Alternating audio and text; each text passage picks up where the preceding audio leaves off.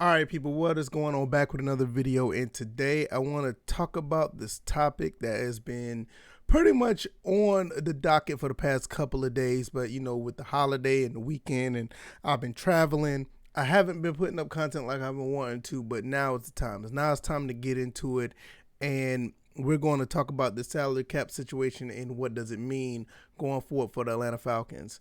Also, real quick before I get into that, two things. Shout out to the Atlanta Hawks. Phenomenal season. Nothing to be ashamed of. Nick McMillan finally got the head coaching job permanently. Well deserved. You guys have nothing to be ashamed of. Awesome season, and with the young team that they have, can't wait to see what they do for next season. Even though I'm a Bulls fan, I always say that I am really excited to see what the Hawks do, because it's good to see a team come from the bottom and move their way up, and as well as their age, how young they are, and watch them grow throughout the NBA. It's going to be awesome. Second, if you haven't checked out any of this content, take the time and look through this channel and see what you like. I mostly talk about Atlanta Falcons and Georgia Southern football. Mainly, I do a little bit of gaming on top of that as well. I will be getting back into the gaming side of things and everything under that umbrella. So if you don't mind, check out the channel. If you like what you see, hit the subscribe button. But if you like this video, help the algorithm, hit the like button, share this video, and let people know what I'm doing over here so people can also talk about this salary cap situation. Now let's get into this. After all of the rookies been signed, the Falcons have about $8.29 million in cap space. The actual number is $8,297,494 in cap space. Now, I know a lot of people are probably thinking, well, that sounds good. We can sign more people, whatever the case may be. Now, my thing is, that sounds great. Don't get me wrong. It sounds really good on paper, but I like what we have as far as talent already. And I don't know if the roster is full, but I don't know that per se. There may be a couple of spots still open, and I'm pretty sure the front office and the head coach is probably always looking for talent to bring in.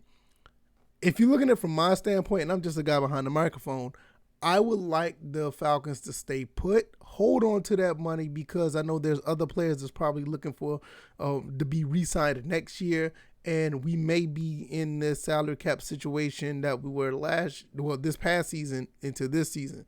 It won't be as drastic as it was, because that was a really big situation, but there's some guys that may need to be re-signed going forward at the end of this season coming up that we may want to keep.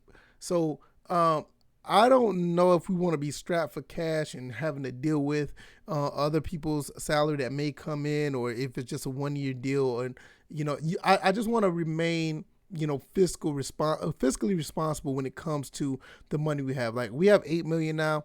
I think that puts us in a really good position to be fiscally responsible and have good talent on the team, because I think we have good talent, and for the most part we're playing with house money when it says, hey, let's bring in a Justin Houston, let's bring in another cornerback, let's bring in another running back, or just bring another receiver, or whoever we bring in is all a plus. It's not a area of need. So with that being said, we're looking really good.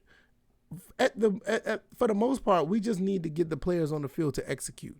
Because we have the talent to win some football games, but can we just put them in position to win football games? It's not like, oh, we may need a safety, we may need a cornerback, our linebackers are looking kind of suspect, the defensive line is missing a few holes. I mean, I just talked about the entire defense, and if you've been following this channel, if you know anything about what I've been talking about or Atlanta Falcons Nation's been talking about, we have the talent right now in those areas. Now you look at the offense. Offensive line is maybe a little suspect, a little young. We don't know what we're doing. We don't know what it's going to be there. The running backs look pretty good.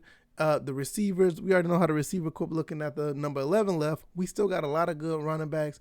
And the quarterbacks, maybe the backup situation is a little suspect. So when I look at, and do we need to even talk about the tight ends? I mean, we don't even need to talk about those.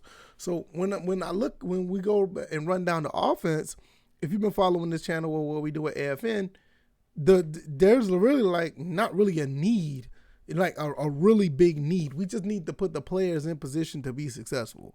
And we've all been talking about that. And if we're able to do that, we could hold on to this money and actually be in a good position to have a good bit of money on the side and look at next year if we do want to bring, let's say, for instance, if we don't want to re-sign anybody, there may be somebody out there that we could bring a free agent that's a bigger name, or somebody that is a bigger name that wants to be here, or, you know, just those type of things. So it's good to have that, the option and a leeway where you don't have to be in salary cap hell trying to figure out, do we need to sign this person, or we need to let this person go, or we're going to be short on money, and so we're going to be strapped for cash and have to keep everybody here because nobody can move, or nobody, we can't sign anybody. And we also got to think about the salary cap for the next year's draft. I mean, what if we do end up drafting 7 or 8 more people and we'll be strapped for cash again? Well, we can't sign our draft picks again. You know, you look at, we were $14 million. We were left with $14 million in cap space when Julio Jones, or, once he moved over or got traded to the Titans. And after signing them, we got $8.2 million left. So out of the 9 draft picks, we end up spending maybe nearly $7 million in cap space.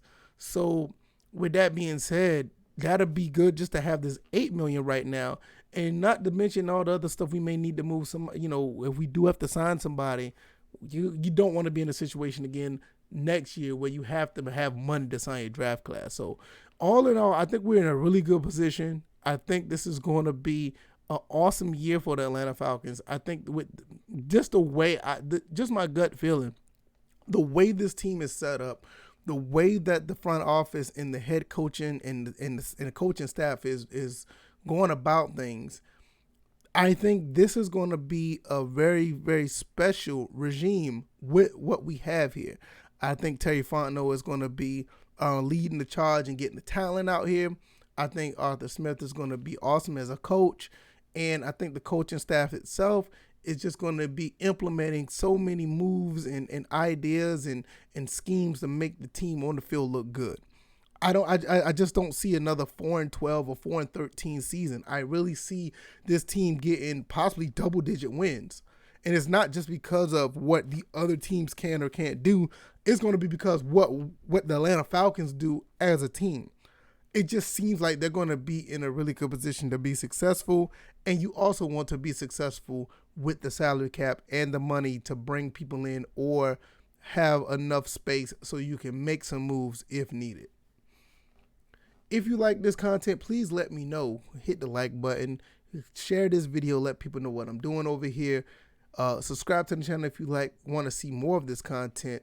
And I will definitely be putting more content up, more Atlanta Falcons stuff, more Georgia Southern stuff.